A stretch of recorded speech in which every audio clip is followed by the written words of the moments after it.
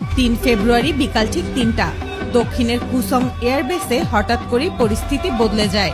কয়েক মিনিটের মধ্যে নিরাপত্তা কয়েক গুণ বাড়িয়ে দেওয়া হয়। যেখানে নিয়মিত সামরিক বিমান ওঠানামা করে সেখানে আকাশ একদম ফাঁকা। সব এয়ার ডিফেন্স সিস্টেম একসঙ্গে অন করা হয়েছে। চারপাশে অস্বাভাবিক নীরবতা, আর বেসের ভেতরে প্রস্তুত রাখা হয়েছে বিশালাকার হওয়াসং 17 ব্যালিস্টিক মিসাইল।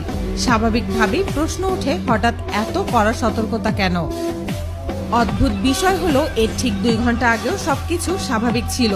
নিয়মিত ফ্লাইট চলছিল, সাধারণ যাত্রীবাহী বিমান ওঠানামা করছিল।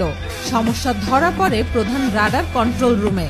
অপারেটররা লক্ষ্য করেন সব বিমান ঠিকমতো ল্যান্ড করছে, কিন্তু রাডার স্ক্রিনে একটি অস্পষ্ট সিগন্যাল একই জায়গায় ঘুরছে।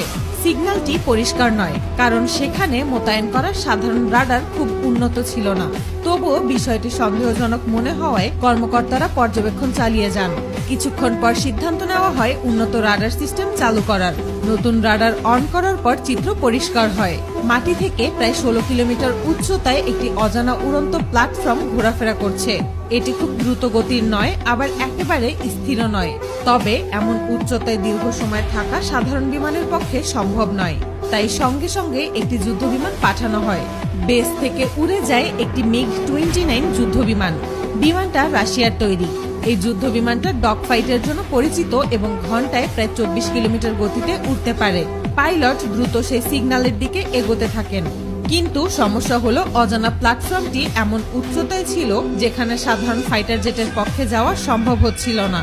কমান্ড রুমের কর্মকর্তারা তখন বুঝতে পারেন এটি সাধারণ কোনো যাত্রীবাহী বিমান বা কোনো যুদ্ধ বিমান নয়। এত উচ্চতায় উঠতে পারে হাতে গোনা কয়েকটা জিনিস। হতে পারে কোনো রাডার প্লেন, হতে পারে কোনো নজরদারি ড্রোন, কিংবা হতে পারে কোনো বোমারু বিমান। তাই দেরি না করে সাথে সাথে অফিসাররা সবথেকে গোপন ড্রোন DPR কে বের করতে নির্দেশ দেয়। জানলে অবাক হবেন, এই ড্রোন দেখতে হুবহু আমেরিকার MQ-9 ড্রোনের মতো। DPR কে ড্রোন মাত্র কয়েক মিনিটের মধ্যেই আকাশে উড়ে গেল। এই ড্রোন চালাতে কোনো চালকের দরকার হয় না, এটা রিমোট দিয়েই চালানো যায়। তার চেয়েও বড় ব্যাপার হলো, এটা একটা গোপন নজরদারি ড্রোন। আশ্চর্যের ব্যাপার হলো, এই ড্রোনের গতি অনেক কম, মাত্র 450 কিলোমিটার প্রতি ঘন্টা।